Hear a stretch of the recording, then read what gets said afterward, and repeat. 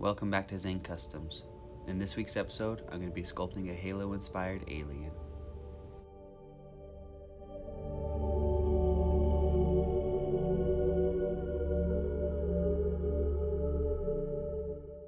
So I started the sculpt off like many of my other sculpts in Forger, which is a sculpting app for the iPad Pro.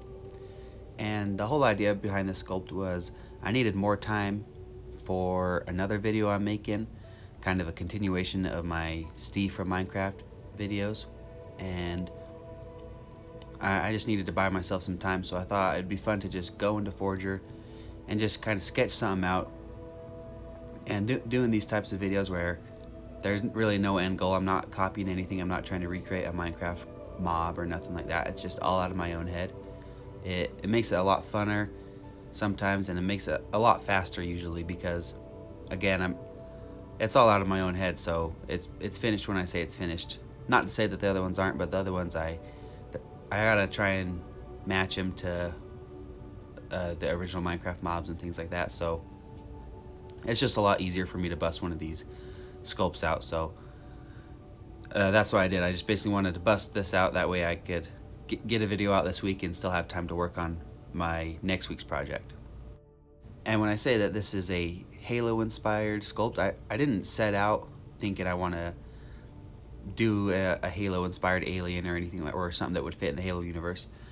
Like I said, I just started sculpting, just kind of sketching away, and it just slowly turned into something that looks like it would. What was it inspired by Halo? You know, with this guy kind of looks like an elite, and then you'll see later on with the girl that I add to his hand, kind of reminiscent of Cortana from Halo. And I think that's just because I've been really into Halo lately, been playing it a lot, and been super excited for Halo Infinite. So subconsciously, I just kind of was doing these things. I didn't even realize towards the end of the sculpting process that this one was very Halo inspired. But this isn't to say that this is like a design for a Halo Elite or something like that. It's got some homages to Halo and some similar things. The way the legs work and the kind of basic overall shape of the head is a little bit like an Elite, but obviously it's way different. You can see he's got these little tentacle things coming out of the back of his head, and you'll see later on I start to turn his armor into a carapace, which is like an exoskeleton, or it's like what crabs had. That's kind of the inspiration I had for this. He was looking kind of aquatic to me, so I kind of decided to take it into a very underwater looking alien direction. So I turned that armor into carapace, and the only thing that looks a little off to me is what I'm adding right here, and they kind of look like big leaves or feathers or something, and I don't know what they're supposed to be. You know, they could be anything. I was looking up a lot of pictures of underwater animals to give me some inspiration, and there's some really weird looking sea creatures, and that's kind of where I came up with this idea for these little leaf looking things. But yeah, that's the only thing. Like, looking back, it doesn't look super aquatic, I guess you would say, but I still think it looks cool. And again, it's an alien, so really whatever you want to work, it works, you know. And now you can see I made the jump over to ZBrush. Like I said, this sculpt was just meant to be a really quick character I could bust out for a video, and I was just planning on doing all of it in Forger, because I like to do those videos every once in a while just to see what I could do just in Forger to kind of push myself. But I realized pretty early on that wasn't going to happen, and I was already having ideas for how I want this character to go, so I ended up exporting him over to ZBrush, and you'll see I'm basically just start off by fixing up any weird mesh issues and adding more details, and then pretty quick I'm going to go into reposing. And right here I want him to be standing on the water surface, so I was just playing around a little bit with some different water alphas, but I'll come back to that towards the end. Right now, like I mentioned, I'm just trying to pose him, and this is another thing that is really very Halo inspired, and I didn't even realize it until after I had already created the character. But I'm basically going to have a water, or like a woman made out of water in his hand, And for any of those of you who have played Halo, know that that is very Halo. You know, it's very reminiscent of Master Chief and Cortana. And again, I didn't mean to do that. I wasn't intentionally trying to base this off of Halo or anything, but it's just something that kind of happened and ended up being kind of cool. And one thing that's really fun about posing this character is he's an alien. So like I said, I can really just make up whatever I want. So you see as I pose his right arm out, it leaves a big gap between two pieces, like the shoulder armor and the armor going up on his neck. And then I just kind of fill that in with this random texture. And like I said, it's so fun to be able to do these custom sculptures that are just completely out of my head. And even though he's vaguely humanoid, he's not a human at all. So even though I have done a lot of custom sculptures, like my custom D&D characters, I get to make them up, but they're still human.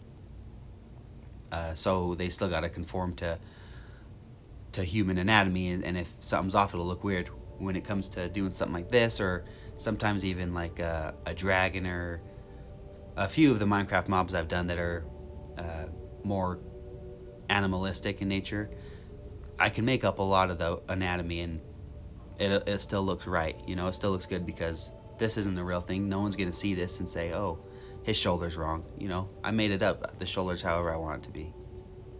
And here, this is actually the mouth of a crab. I just looked up exactly a mouth of a crab on Google and found some pictures and kind of copied that over. Because again, I think things look a lot better when you use reference photos. And like I had already mentioned, his armor, I kind of wanted to look like a crab or lobster carapace, so it just made sense. And I tried to give him like an actual mouth with like a lower jaw earlier, and it just didn't look right. And after I did this, I was happy with that, because I think he looks better without a mouth, or a traditional mouth, I guess you'd say. And yeah, at this point, it's basically just cleaning up any weird geometry that was left over from reposing him, and then going in and just rendering things out, and trying to make his armor look like it's organic, so it's kind of flowy, but it's more hard surface than the rest of his body. And then here, I was trying to find a good transition between his armor right into these weird feather or fins, whatever you want to call them. And I kind of ended up just having almost like there was a hole coming right out of the carapace and they grew out of it, which I think ended up looking alright. And another thing that made this sculpt, I think, look a million times better is just the simple reposing of having his body kind of turned and his hand out, because it changes the whole silhouette, and has, like you'd see, he's got his feathers or his fins or whatever we want to call them. They're more up on one side, and the other side of his body, they're kind of pointing down a little bit more, or to the side, just because the way his arms are posed. And then that's going to change the way that his little tentacles are coming out of the back of his head, because they're going to be interacting with his fins and things like that. Once you start to repose stuff, it starts to bring the sculpts together and make them look a million times better. And it's one thing that I'm trying to get better at, have more interesting, more dynamic poses. And I think it's something that if you repose a little bit earlier on, it's a lot better, because sometimes I'll wait till the sculpt's really highly rendered out, so when I start to repose them, it adds a lot of weird geometry issues. So I think it's a little bit better to start early on. And now here is what I was talking about, where he's going to have this little woman made out of water standing in the palm of his hand. And I wanted it to look like a dress that was, again, made out of water and just kind of flowing down. So I just imported in my basic female body that I've used in the past, and I'm using a process called cloth dynamics, where, as you can see, I just got this disc, and then I tell it that it's cloth, and it just falls and droops realistically. And it's really cool process, way quicker than if I went in and sculpted this all by hand. It would have taken a lot longer, and like I said, I had limited time to get this sculpt out, so this I decided was the best way. And what I'm doing here is I actually have a separate model of the alien's hand, because again, she's going to be standing in it, and I want the cloth to kind of flow realistically around the palm of his hand. And in the end, I end up getting rid of that female body completely. I just used it as a basis to form this cloth, and then I kind of went in and reformed it how I wanted, and then I end up bringing in a different head and everything. Just because the base head I had is something I ported over from Forager, and it just never really looked good. And then here, same thing with the hair. I think I might end up deleting this hair and starting over, but I wanted the hair to kind of flow into her body, into her skirt and everything, and I wanted it to all look like she's made out of water again, so everything just flows smoothly between each other. And then you'll see later on too, or right now, I have the dress kind of overflowing out of the palm of his hands and between his fingers and drooping down into water droplets.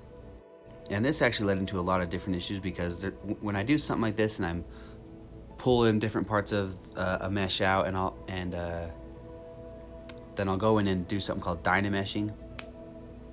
And anyway, it's a whole long process, but basically every time I would do it, all these tiny holes would appear over my mesh, which basically just means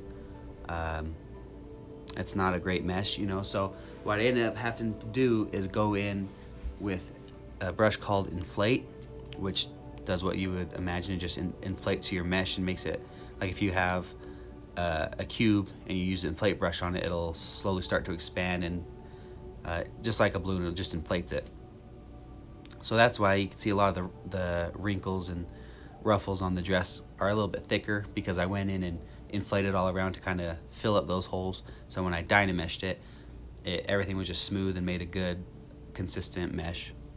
And then here's what I'm talking about, where I brought in the basic ZBrush female head, just because again mine wasn't looking too good, and heads and hands, like I've mentioned a million times, are the hardest part for me, and specifically female heads, because I think, at least for me, I can get away with a lot more with a male head versus a female head, because it's kind of the same process of going between a human and an alien.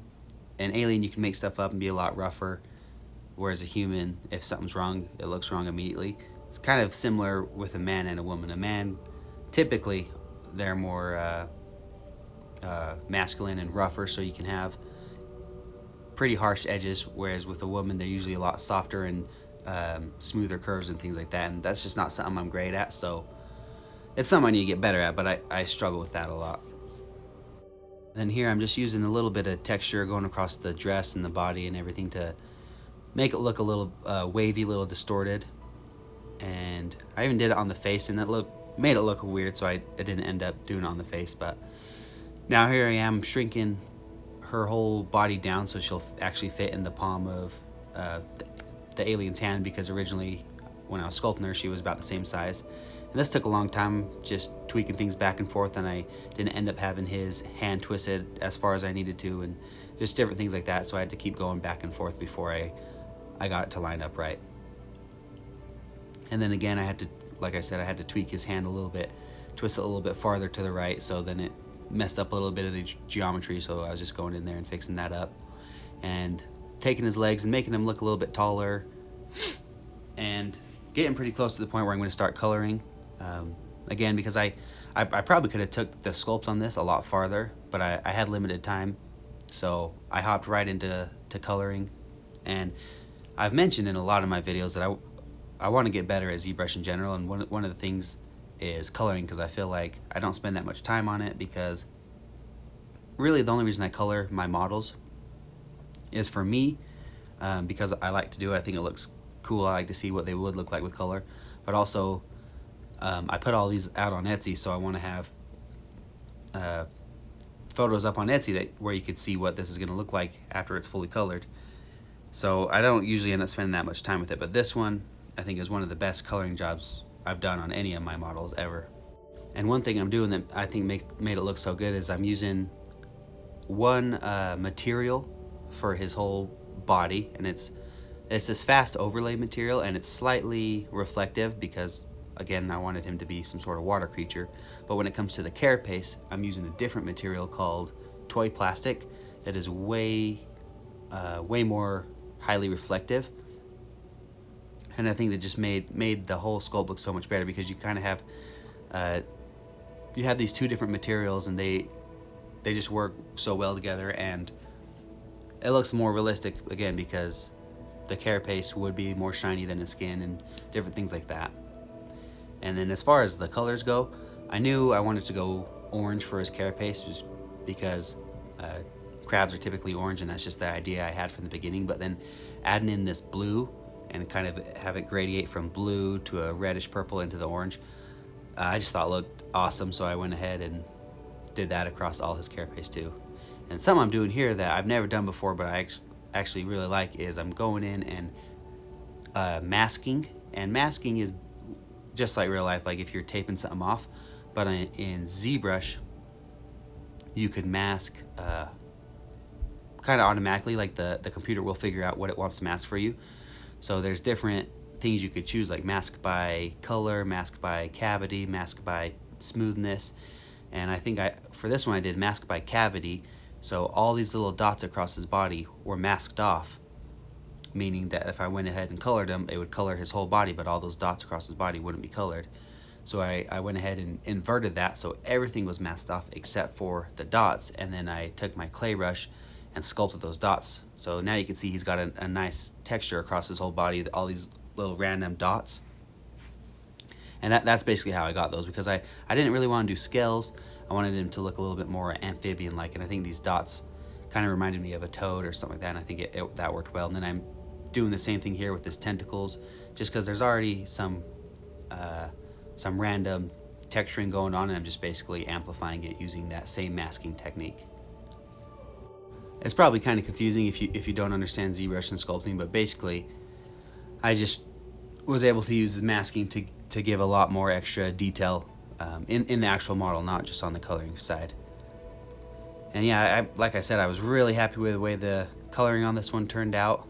He's got a lot of colors going on. It's kind of an out there design, but super happy with it. And then one thing I was able to do is also make the girl in his hand transparent.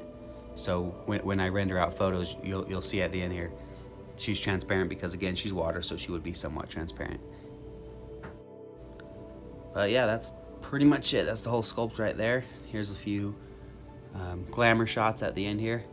Like I mentioned, I'm super happy with the way this one turned out. Just absolutely love it. But I'd love to know what you guys think. In the comments, tell me if you like it, or if you didn't, what you didn't like about it. And also, I just wanted to mention, if there's anything you guys want me to sculpt in the future, hit me up in the comments. I keep track of everything that everybody tells me to sculpt, and I will eventually do all of them. And also, I want to mention that I have an Etsy account. Anything you see me sculpt on any of my videos, you can check out on my Etsy. I sell them in either fully colored, or in white or gray variants if you want to color them yourself. So if that's something you're interested in, you can check out the links down in the description, and I'll have links over to my Etsy and also my Instagram if you want to check any of that out. But mostly, I just want to say thank you so much for watching. I super appreciate anybody that's willing to watch my videos all the way through. Like, comment, subscribe, anything like that. It helps me out a ton, and I super appreciate it. And like I said, this was just a quick project so I can get something out this week, but next week I should get back at it, and should be, hopefully, part 2 of my Steve from Minecraft.